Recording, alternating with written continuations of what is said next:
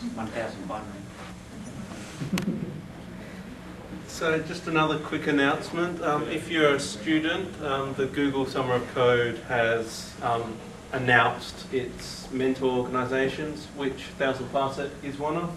So if you're a student and you want to get paid over the 3 months to work on open source projects, I highly recommend you check it out.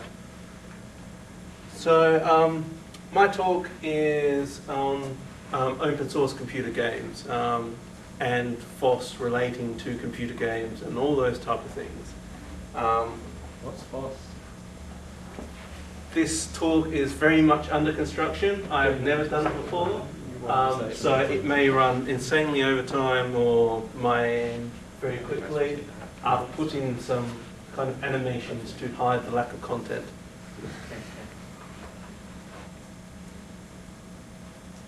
So who am I and why am I talking about this? I've worked on FOSS games for about 7 years now.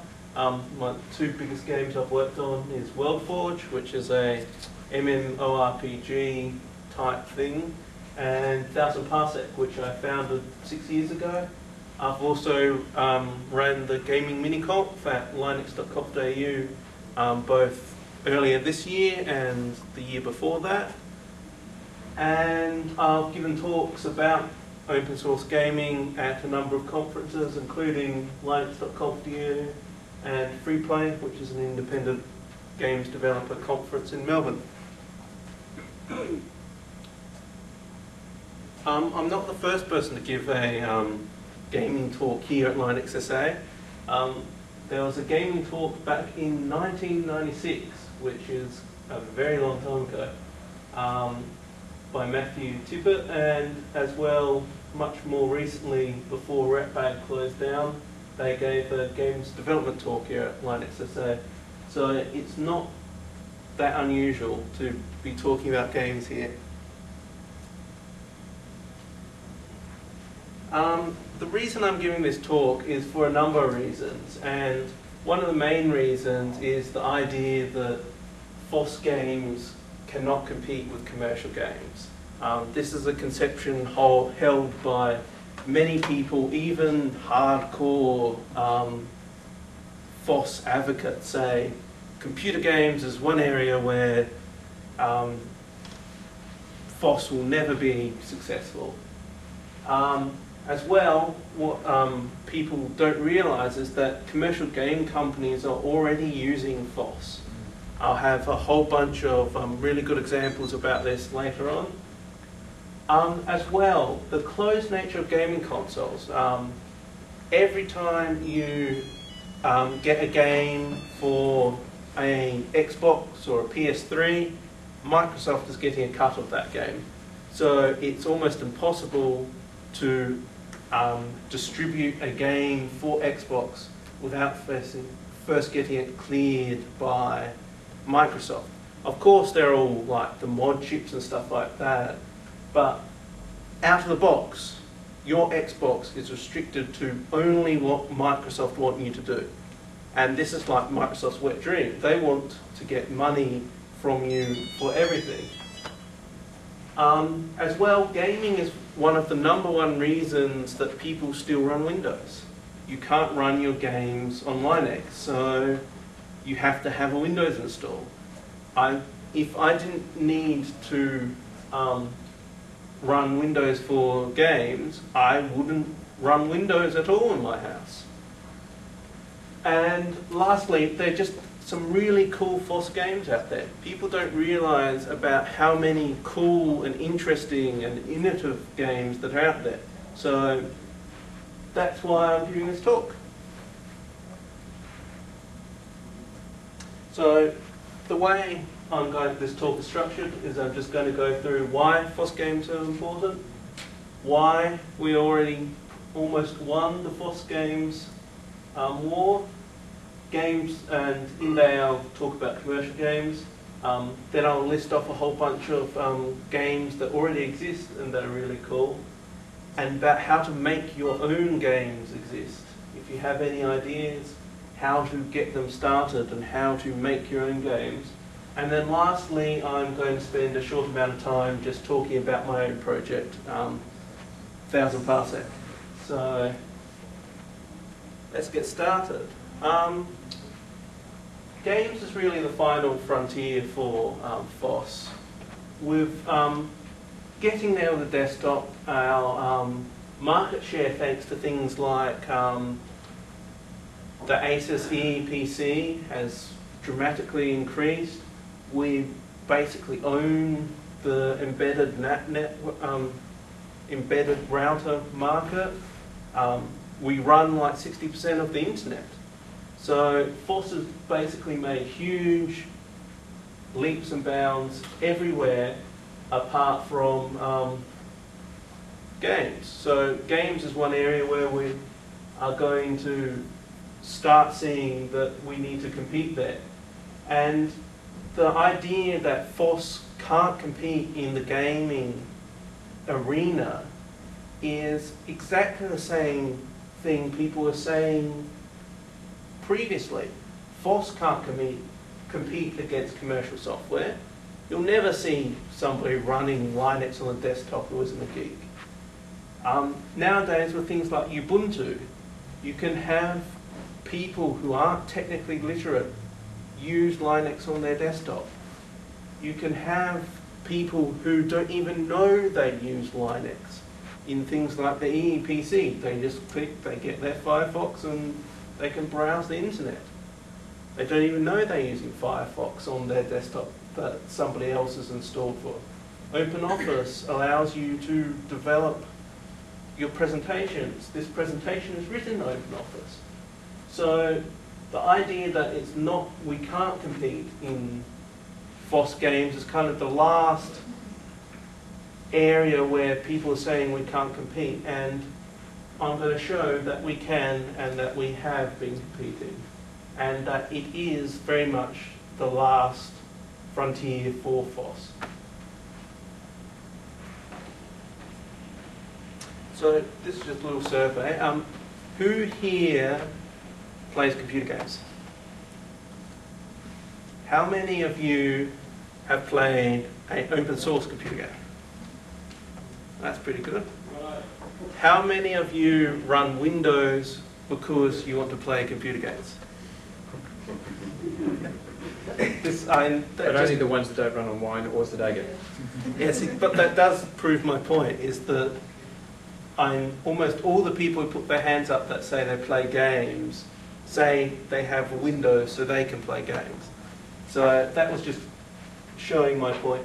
And it happens, like I did the same thing at LCA, and it was about 95% of people who play computer games have Windows to play computer games. So, and statistics show that gamers are now something like 45% of the population. And it's not like games are like a niche market like they used to be. 45% of the population are playing computer games. So all those people have to be running Windows to play their computer games. So that's just something that we need to fix. It's like the codec problem all over again. Games make about as much money or more than movies sometimes, and it's basically like the problem we have with proprietary codecs, except slightly more complicated. And why should you care if you're not a gamer? The big, really big point is that the Xbox, PlayStation and Wii are DRM inside. You can't do what you want. If you want to run your classic game from 2 years ago and Microsoft don't want you to, you can't. I disagree with that from the PlayStation 3. That's, you still can't run what you want to because you're specifically locked out of the 3D effects thing. And I can't produce a PlayStation game and have it run on the PlayStation. I have to produce a Linux game, port it to the PS3, and have the person running PS3 Linux first. Yep. I can't just drop in a disk into a PlayStation 2 and play it. And this is what people want to do to your PC. Yep. This is what the media companies want to do to your PC. You cannot do what you want to do with your PC. So they've already got these Xboxes and Wiis which already do this. They can point and say, yeah, that's what we want to do with the PC, and push it on us. Of course, they've both been hacked, so you can run anything you want on any of them if you install a hack. Yes, but... No publisher's going to publish a game That requires a hack, exactly. Yeah. Yes. So, and then there's another option, is that world domination. If you want FOSS to take over the world, you need FOSS to take over the gaming market as well. So, as the Windows thing just showed. And lastly, performance. Games have been a huge driver of increasing the performance of computing, increasing the performance of Linux as well. There's been a number of cases where things like have been improved in the kernel for everyone because it improved the performance of particular Linux games. Audio is another area where it's always been quite poor, but the more Linux games we're getting, the more it's getting improved because people want to run their games and get sound from them. And so, graphics as well. I mean, it's been a big driver in pushing people to open source for 3D graphics, which is finally making real headway. Yeah, and these are the type of things that why you should care about games even if you're not a gamer. So basically, we're already winning though. I mean, we are getting FOSS used in commercial games because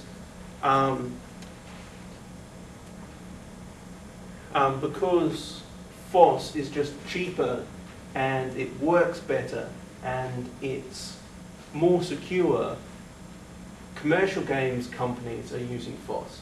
There already exists what people call commercial quality FOSS games out there. I can list off 5 or 6 and I'll show you them to you in the rest of this presentation, but these games already exist. There's a game project called Apricot which they're going to produce. It's done by the same people who did the Blender film Elephant Stream. Yeah, the Blender Foundation's doing a game combined with the next movie together. Like many movie companies are doing, in fact. It's quite common to do a game and a movie at the same time. Yeah, so this is a commercial quality game that's got funding to build a game. So we're already winning this. We're getting better drivers under Linux. 3D is becoming so much easier. The ATI have just AMD ATI have just released programming specs for all their 3D cards, and they're releasing more and more for like specific 3D extensions. So we're already getting there. Some of the biggest games already run on Linux. People like ID and Epic, who do Unreal Tournament. There was Unreal Tournament on Linux. There was Quake on Linux. There was Neverwinter Nights. Neverwinter Nights, the original on Linux. So people are starting to see the market for it. And the other thing is, because games are increasingly moving to middleware, all Epic have to do is add support for Linux in their Unreal Engine, and it becomes a very small amount of work for every game based on the Epic Engine, which recent stats said something like 26% of games use the Epic Unreal Tournament engine could immediately run on Linux. So we're already pretty much winning. And lots of games use open source components. Yes, I'll get into that in a minute. And the other thing is open source is growing at an exponential rate. This was shown the other day. There was a bunch of researchers who were looking at the growth rate in number of contributors and lines of code produced. And open source is growing at an exponential rate. And there's nothing that can keep up with an exponential growth, apart from another exponential growth. So it means that, yeah, it's something bigger than exponential. So it means, and we know that commercial games aren't growing at, commercial game companies and stuff aren't growing at an exponential rate. They're growing at something closer to a cubic rate, which is less than exponential. So if we look at the mathematics, eventually we must take over them because we're growing faster than they are. We might start it off at a later stage because we're only really starting now, but if we grow at an exponential rate, we will win. And as well, games on computers started as FOSS. Space Wars, which has its claim to fame, is that it's the first network playable game ever in existence. Got the network playability because it was open source. Somebody else went, oh, this game's really cool, but I like to play with a guy over the other side of the university. And he added network code. Dungeon, which is like the original text adventure game, was open source. Yeah, Crafton Wood's original adventure, is that the one you're referring to? Actually, I think Dungeon's the one after that. Yeah, because Crafton Wood's original adventure was also open source. I have the original Fortran source code at home. It was published in a magazine. So there's another example. Mud, which was the very first of these text-based multi-user dimensions, was also open source, and there have been many customizations to it, and that whole genre was really big back in the 90s. So now here's some specific examples in commercial games. These are AAA titles who have all got FOSS components. Civilization 4, that's a really massive game in terms of sales. Battlefield 2. Battlefield 2 is like one of the, I think it's the 6th top grossing game on PC. So that's a really massive game. Things like Command & Conquer Red Alert. If you haven't heard of the Command & Conquer series, you probably haven't been playing real-time strategy games in the last, I don't know, 25 years. Freedom Force, a comic type game. And ID Software believes very strongly in open source enough to release their previous generation engine under GPL when they make their new one. There's also EVE Online.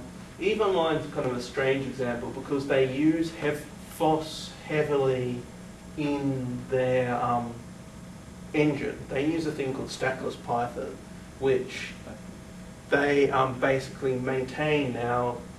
They contribute the majority of the patches back to it. And this community project is basically being kept alive by EVE Online because they use it in their game. And their game is not small. It's the 3rd largest MMORPG in the world. It's the biggest single universe. Yeah. That's what I was just about to say. It's the biggest single universe. So everybody plays in the same universe. It's not kind of World of Warcraft, separate instances, where you have separate instances. Everybody's in the same universe. And also they recently released their client. Yes, that's another one that I had to... thanks for reminding me. But EVE Online released a Linux version of their client they play to play the game. So now if you want, if you're an EVE Online addict, you can play EVE Online on Linux. So you don't need to run Windows at all. And then this is just a very short list that I could come up with. Lots of commercial games companies don't like to talk about the fact they're using FOSS, for the simple reason is that they see it as a competitive advantage. I've talked at a number of game development type conferences, and talking to people after us, they come up to you and go, oh yeah, we use all this FOSS stuff, but don't quote me on that, because they see it as their advantage. And as well, it's running their game development offices. They're using things like Subversion and Git for their repository management.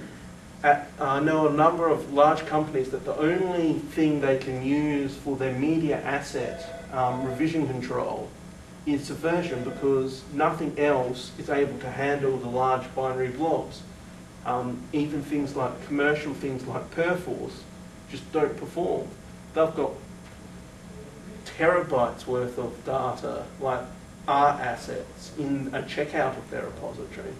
So Subversion and other tools are running their basically back end. Python is one of the really huge reasons that game companies love FOSS. All these game companies here are using Python in a really huge way. Big World, which is kind of the biggest company that does MMORPG middleware. So if you want to make an MMORPG quickly, you go to Big World. All the MMORPG technology is scripted in Python, and you can see all other games that are there. And the reason it is because Python has an open source license, so they can use it, they can customize it. That's one of the biggest gripes I hear from people who use things like Unreal Engine, is that unless they pay for the full we have complete source code access license, which is something like $20 million, they can't customize the Unreal scripting engine, which you need to do if you've got a peculiar thing that Epic haven't thought of. As well, coding in AI in Python is much easier. So Python is a big reason that commercial game companies are using FOSS. But it's not just the big players. All the small players are using FOSS as well. Lua and SQLite are two really good examples of FOSS stuff that there's just no other competitor to do. You can't get any commercial SQL database in under 150K compiled. You just can't do it. Which is why if you want an SQL type database on your Nintendo DS game, you have to use SQLite. Lua is one of the smallest scripting languages that exist. The complete interpreter can be compiled into under 200K, and that's the complete language. You can get cut down versions of it in around 20K. So if you're doing something like the Nintendo DS or the Game Boy, which is a very space-restricted type system, with the Game Boy, you've got around 16 meg on your cartridge, and the majority of that will be taken up by assets, art assets. Things like this are what you choose, because there's nothing else out there that is small enough to meet your needs. And if you don't want SQL, you use Berkeley DB, which is also open source. Yes. So, this is another massive reason why they're using FOSS. As well, Linux runs the back ends of almost all online games. There are few exceptions, but majority of online games, like the MMORPGs, the web-based browser games, the game networks, all run on Linux or FreeBSD or other open source systems. It's a natural progression of the net. The net, you run Apache and Linux, or Apache and FreeBSD, you run an open source stack. This is exactly the same type of thing. Game companies, when they release their first-person shooter games, there's always a Linux server, because people want to be able to run it on their internet hosts. And they want the stability that it's not going to crash every 5 minutes in the middle of the trying to blow each other up. So the fact that Linux is a lot more stable than Windows has been a big driving factor for why game companies are using FOSS. So as I've shown, the commercial companies are using FOSS. So my next thing is I'm just going to go through a whole bunch of FOSS games. I've divided it into a bunch of sections. First I'm going to show you some polished games. These are games which you could take and put on a CD and give to somebody, and they would not be able to tell the difference between that and something some commercial companies spent, I don't know, $20,000, $200,000 to spend on. These are polished games. They have things like intro movies, they have sound effects, they have music, they have artwork, they have websites with forums that tell you how to play, they have tutorials. Then I'm going to go on to innovative games. Another huge argument that people have against FOSS is that FOSS isn't innovative. And that's the same with games. They claim that, oh, you just clone the big commercial games. You just take, I don't know, something like Command and Conquer and make a Command and Conquer clone, or you take something like Doom 3 and make a Doom 3 type clone. These are a whole bunch of games which are totally different from the commercial games. And then I'll go on to how to make some tools for making your own games and a little bit on my own project.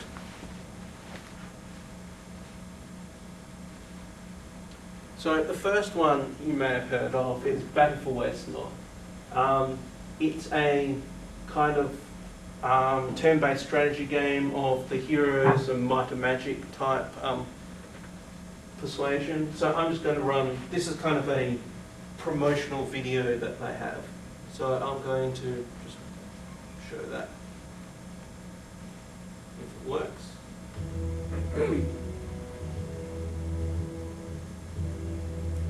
Or not. Ah, yes. Overlays that only work on the primary screen. It's the fact that no.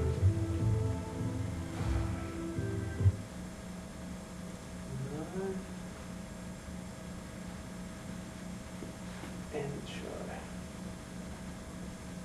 Well, that was clever. That button does work if I'm not in full screen mode.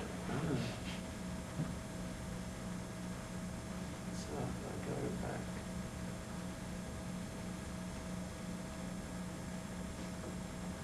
Okay.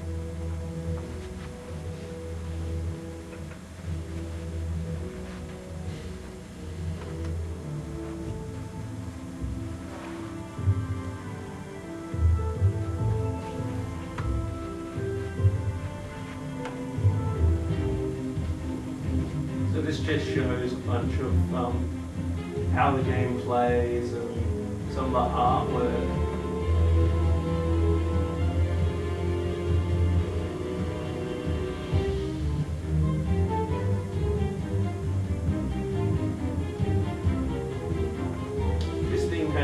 A complete set of 100 different campaigns. They recently released another 16 campaigns. If you don't know much about gaming technology, a campaign is basically a whole bunch of scenarios. Basically, you get to go through, say, you start off as a lowly servant and you rise to power and become king, so you have to go through a whole bunch of missions to do that. The other great thing about FOSS games, which Westnorth advertises there, is that because they're FOSS, they've been translated into many different languages. This doesn't really affect people here because you're all English speakers. But if you... Well, it does, because some of the game developers are like German or French, and so it's kind of nice when there's English versions available. Yes, there is that. But like some places like, I have a friend in Slovenia, they can't get games in Slovenian. Whereas Westnorth has a Slovenian translation. Things like adventure games, for example. Adventure games are rarely produced commercially anymore, and the companies that are making them are nearly all in Europe. They're not doing them in English. So actually having games that are translated to English is a big plus in that genre. This is your kind of casual game type thing. It's called Fish Fillets, and it's kind of a kid's game, but not quite. You basically control a whole bunch of little fish, and you can push around various things in the environment, and you have some type of goal. The reason it's not quite kid-friendly is that the fish make some very sarcastic and probably inappropriate for kid remarks, but it is quite a fun game, and it's got a whole bunch of scenarios. You download it, you can play it on Windows, Linux, Mac.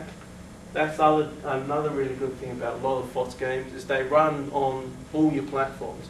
If for some reason you can't run Linux, you can still have all these FOSS games. By the way, these will all be up on the web, so if you don't worry about writing the URLs down. Enigma is a clone of a game called Magnum Oxide, which was kind of a niche game from Germany, where you controlled a marble and rolled around a maze and had to match up blocks. This clone is now much more advanced than the original game, and it's really a huge amount of fun. They have, I think they're close to 700 levels now, all free levels. These aren't the levels loaded from like the original games. These are all levels that people have designed, and they're all of a very high quality.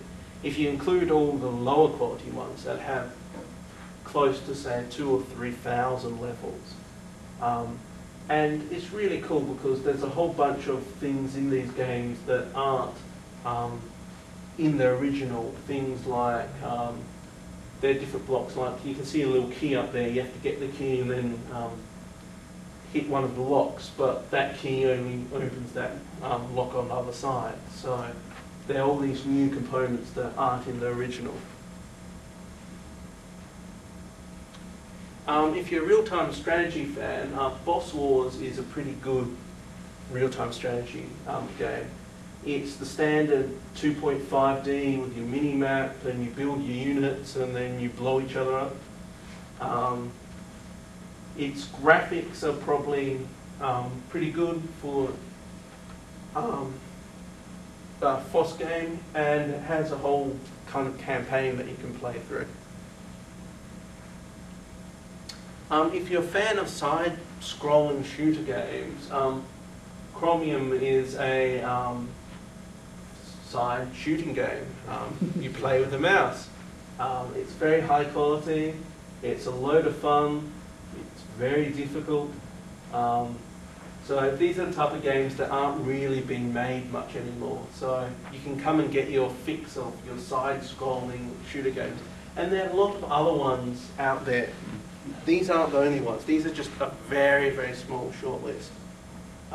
If you prefer your first-person shooter game, this is World of Pac-Man. It's a comic type thing based on the a very much improved version of the Quake 3 Arena engine. It looks amazing. Yeah. When I saw it, I couldn't believe how nice it looked. It's lots of fun. And you go to the website and you go, this can't be a FOSS game. It looks like a commercial game website. It has backstories on things. It has like loading screens with funny comments and stuff like that. Probably again not a kid-appropriate game. I think Pac-Man's a comic. I'm not sure where from. But yeah, I'm pretty sure it is. There's references to the comic.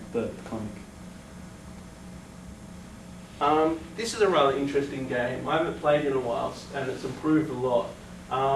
It's kind of a run around and shoot things type game from a top-down perspective.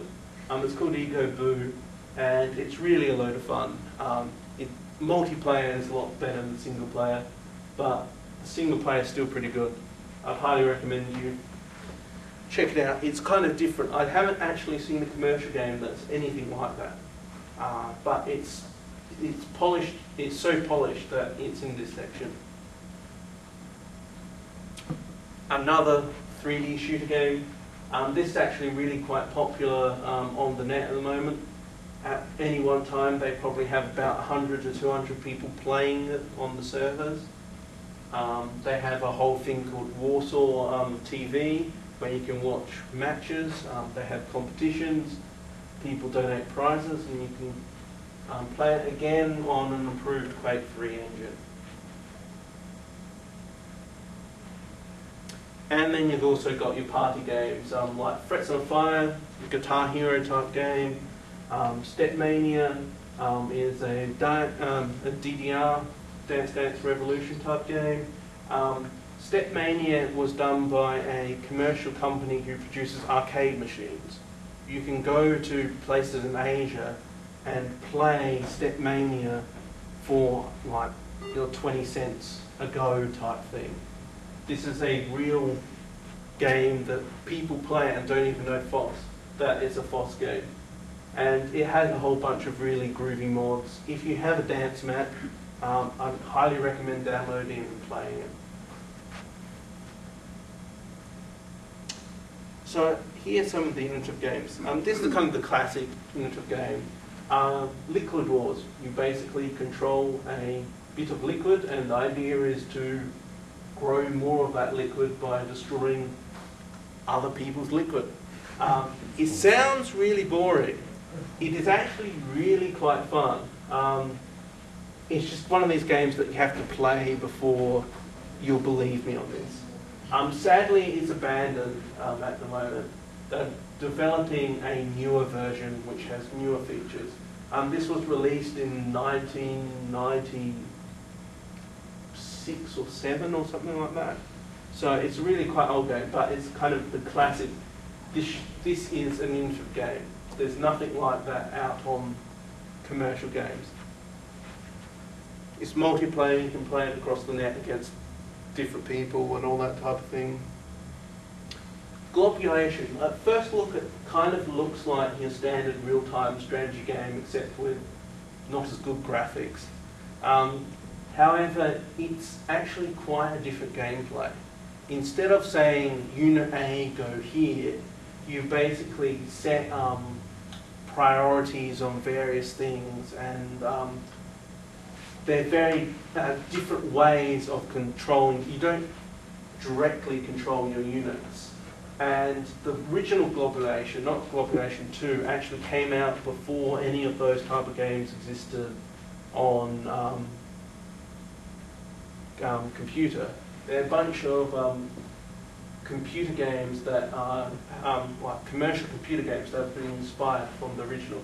This is a new version, and they're trying out a whole bunch of newer ideas with this, and it's a very innovative game. This is a game that was written in a week. It's kind of got a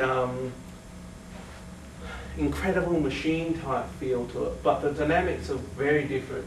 Basically what you have is you can put a bunch of components on there, and the idea is that you water your poor wilting plant. And things produce steam which rises, and you have like, this is a cooling block here. Water condenses on it, which then falls down here and bounces over here, which then hits a heating block, which comes up here. So it's got this kind of unique dynamic that I haven't seen anywhere. Never Lemmings. But it's like a bit of a Lemmings. It's kind of like a Lemmings, but it's quite different in, like, it doesn't play like Lemmings. The way you do it is you build, it plays very much like Incredible Machine, but the dynamics work very differently.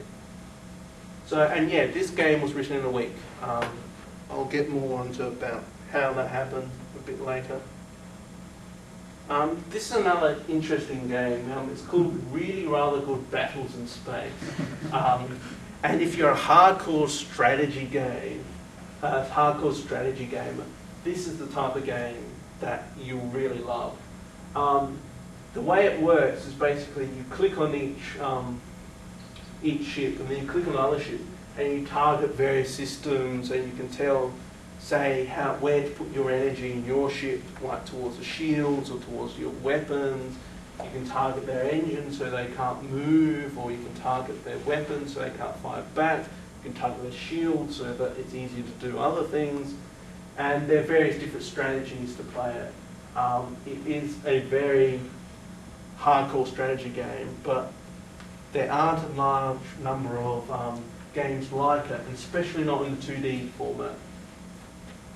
And it's another game which has a full campaign that you can play through. It is very hard though.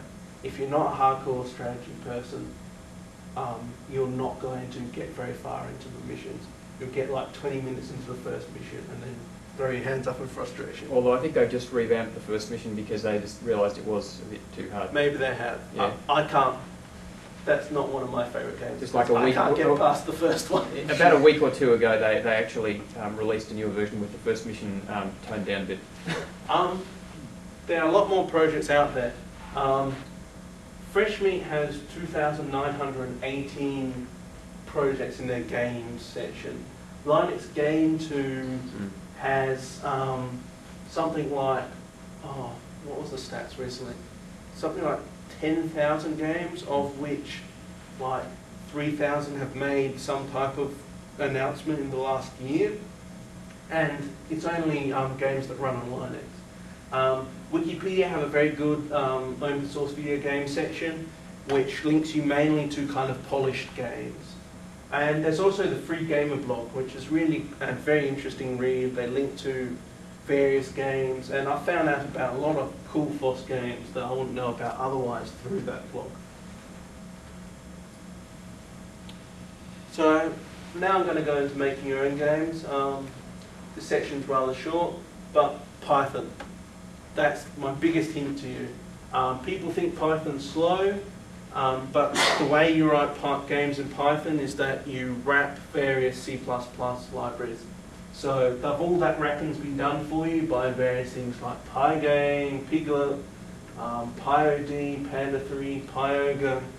They all wrap C++ games, C++ engines. So you get to use all the cool features of Python.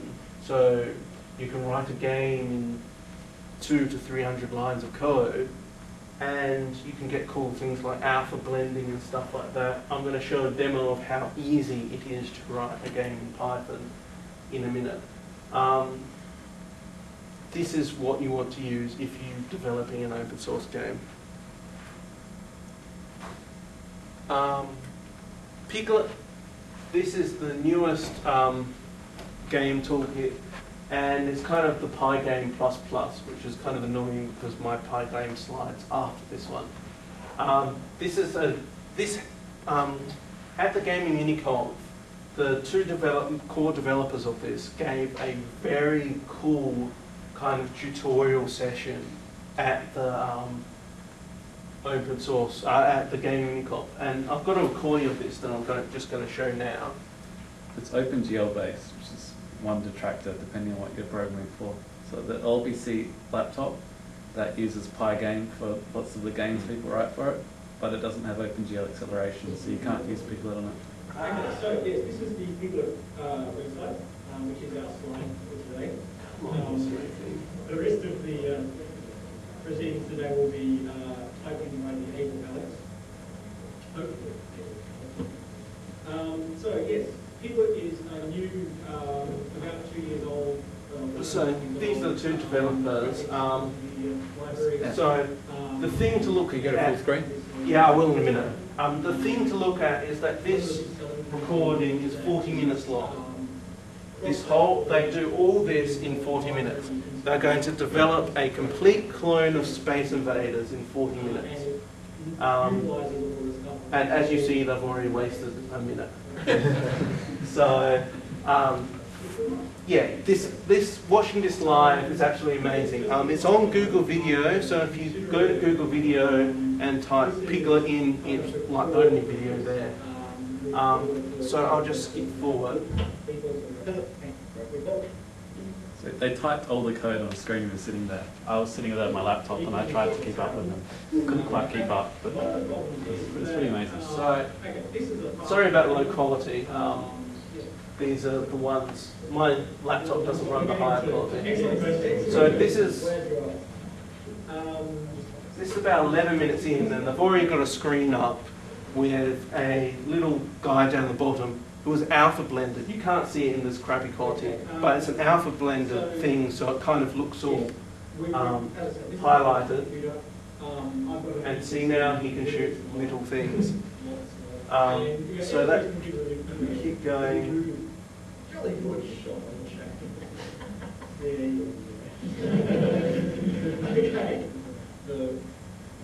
So now I've got a whole bunch of guys up.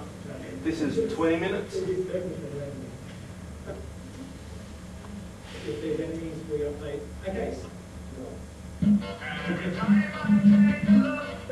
So this is at 30 minutes. They've got sound, they've got the ability to shoot their creatures go back and forth and shoot back at you.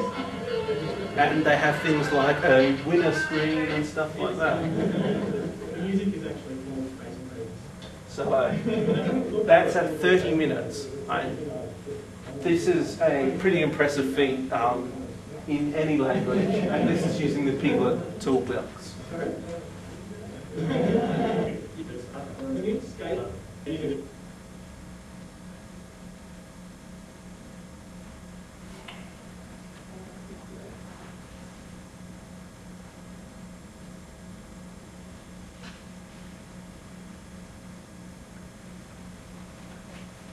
So this is the poor man's toolkit. If you can't use Piglet because you're using something like Dell PC, which doesn't have 3D hardware acceleration, Pygame is the equivalent 2D version.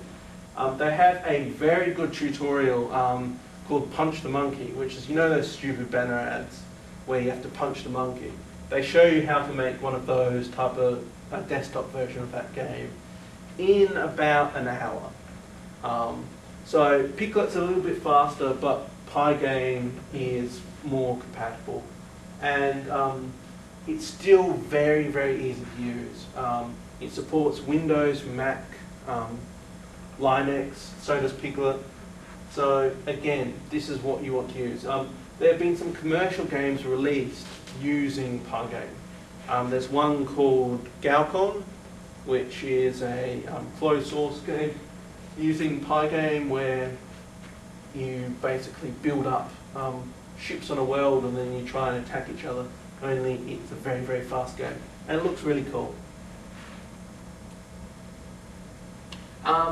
If you prefer to do 3D C++ coding, here's a bunch of engines which use it, which all written in C++. They're all got fairly good documentation. I did have some demos of them in previous incarnations of this slide. They don't work in this slide, so I'm not going to show them. So the thing I need you to take away as well is that gaming projects do need all the help they can get. And this is specifically talking to people who aren't coders as well. Open source gamings tend to lack from things like testing. I mean, this is playing the computer game, preferably to completion. Things like artwork. Artwork is very hard to come by if you're a FOSS game.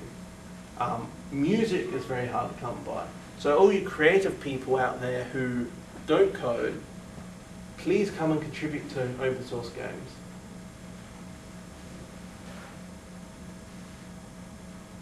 And not having the time is not an excuse.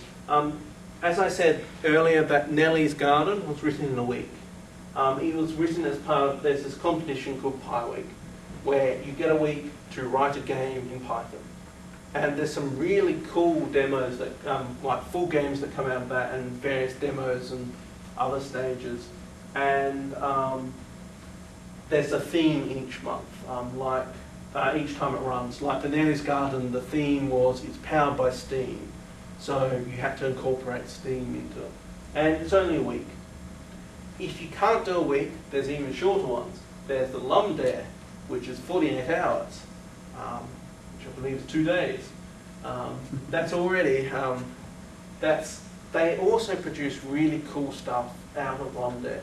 You'd be surprised at how much, if you dedicate 48 hours to a game, you can produce in things like Python.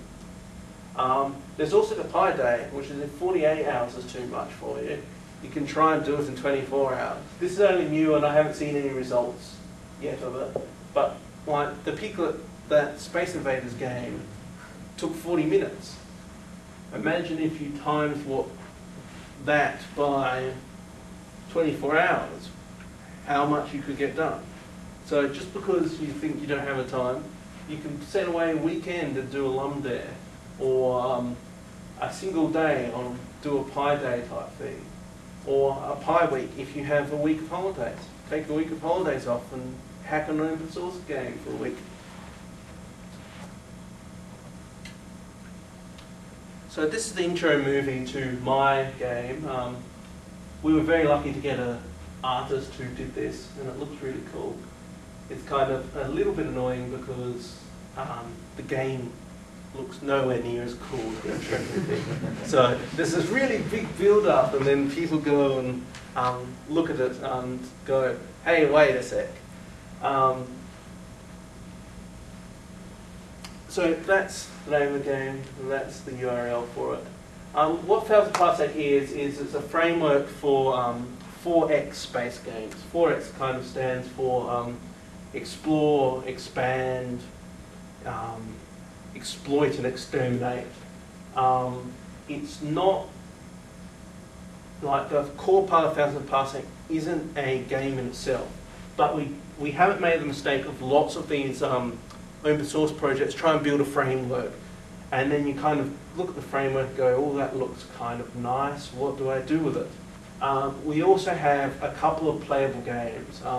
So we were accepted into Summer of Code last year, and during the Summer of Code, a student made a new rule set called Reach for the Stars, which is a clone of a classic turn-based strategy game. One thing I forgot to mention is that it's turn-based empire building games. The core thing about 1000 Parsec that differentiates it from things like Wesnov is that we have multiple servers and multiple clients, and any server can talk to any client, no matter what type of rule set's running on the server. So if you have a Star Wars rule set on one server and a Star Trek rule set on the other server, you can use the same client to connect to them. And it will automatically download all the media and the rule sets and stuff like that behind your back, so you don't have to worry about it. It's kind of like the web of 4X games. You know how you only have to have a web browser and you can access all of the web, in theory. But they're like different types of web browsers, and like we're having a University of South Australia. There are 2 students there working on a Java MIDP client, so you'll be able to play 1000 Parsec on your phone. Generally we run fairly long games, so you'd submit a turn once per 24 hours. And a turn basically means like you order a whole bunch of things, and then it gets submitted, and it generates the turn, and then you get the results, and you kind of move forward that way. So it's kind of if you've heard of play by email, it's that type of game. It's very strategy. At the moment, our primary client is a kind of Windows, Linux and Mac, but a kind of standard application-looking type thing. It's not like a game which has all its own UI. It looks like a GTK application. Hopefully, sometime in the future, somebody will write a cool 3D client. But at the moment, we're mainly concentrating on trying to get really fun, playable games, and then we can bolt on the graphics later. We've recently done a release about a month ago. I'm doing another release this Easter weekend. And we also have swag. I find that swag is really cool. We're fundraising to do a couple of things. One is run last year we ran an AI programming contest. We want to run some type of contest again, probably a rule set design contest. And I've got stuff here if you wish to purchase and save shipping. This is a 1000 Parsec t-shirt that I'm wearing. We've got calendars and magnets, and this one's been through the wash about, I don't know, 100 times, so it's looking a little bit ragged, but there's a nice one up here that hasn't been through the wash as many times. So I guess that's my whole presentation. I hope it was interesting, and I hope I haven't taken too much of your time. So that's FOSS Games.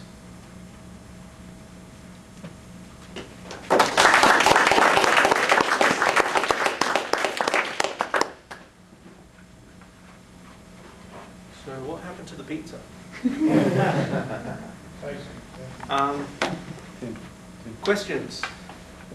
You didn't, I don't recall you mentioning Empire, which was one of the original turn-based games on the same I lines. don't know Empire.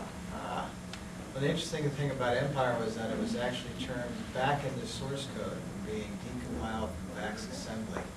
Okay. And was very popular for a long time. There's a similar game which I didn't mention called Open Transport Tycoon. Basically, the way they developed it was they took an ASM assembly of it and rewrote it in C++, in C, I think it is. And that's really cool because they fixed all the problems with the original code and added a better AI and stuff like that. In fact, another thing you haven't mentioned, which is a huge area of FOSS gaming, is emulation engines. Yes. Particularly not just generic ones like Wine and Sodega and things that let you play Nintendo games, and so not just platform emulation, but there are also a lot of emulation engines for particular classes of games that had a closed source engine behind them originally. For example, there's engines for adventure games. ScumVM. There's ScumVM, and also the older Zork style games. There's engines for, I had another example, but I've forgotten it now.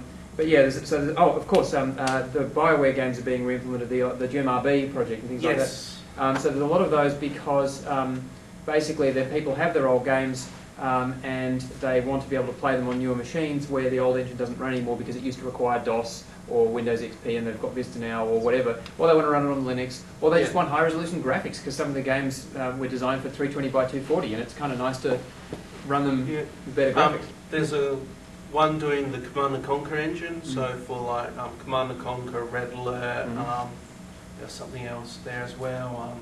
There's like UFO, which is a kind of XCOM clone. And ScumVM runs all your kind of LucasArts games like Day of the Tentacle, Sam and Max, all them. It's also, they've actually had help from developers of the original games of things like Broken Sword. If you've ever heard of Broken Sword, they basically got access to the source code to improve their support for the broken engine. And in fact, a number of the re-releases of games that come out, like there's a re-release of the original Sam and Max, and it actually bundles ScumVM in with it because it's easier than trying to get their old engine working again. Yes. So you'll actually see that when you get special discount $10 re-releases of classic games, a lot of the time they actually get the open source engine that's been cloned off their original game, and they go, hey, this runs on multiple platforms and it looks better than our original engine. Let's just use the open source engine. So that's quite common now. Oh, in fact, Sierra Games has like a compilation of the early King's Quest games and stuff, and they bundle in an open source Apple emulator so you can play the Mystery House adventure, which was the first adventure they ever wrote, which is Apple only, Apple II only. And so you get an Apple II emulator bundled in with it. And if I was to try and stand out here and like list every game, FOSS game out there that is playable, you wouldn't be going home tonight. You probably wouldn't be going home right before Easter. So there are lots of stuff out there, and Frozen Bubbles one, I thought you might have mentioned. Yeah, Frozen Bubble. That's an awesome time waster. So if you're on a Ubuntu app, you'd install Frozen Bubble and don't do any work for the rest of the day. But yeah, I mean, people do, as you pointed out at the beginning of your presentation, people criticise FOSS games for being largely re-implementations of existing ideas or sometimes even existing games. And the fact is that that makes it harder to see the innovative games among all the other stuff that's happening. But there's a very good reason for that. It's because people often find it hard to understand that FOSS is about people scratching their own itch. And some people want to write a new original game, but there are also a lot of people who have existing games that they already enjoy and they can't play them anymore for one reason or another. And so for some people, scratching their own itches, how can I make this old game I enjoyed work again, or make another game that plays the same? And I give a similar type of talk at various non-open source specific venues where I include a lot of information about what FOSS is and why FOSS isn't the end of the world, and general FOSS advocacy type stuff. And a lot of it, obviously I've just assumed you know all that, which I think is fairly reasonable in this context. So, and if you have any questions about FOSS games and you don't want to ask now, come and talk to me at a later stage. I'm generally trying to attend all these LinuxSA meetings, so come and talk to me at the end of any of them. Talk to me over pizza. And you also didn't mention open source MM games very much. Most of them are in early stages, but there are a number of projects to do things like Plane Shift and... Yeah, Plane Shift is no longer in early stages. You can play, they have MMORPG servers running and have people playing it.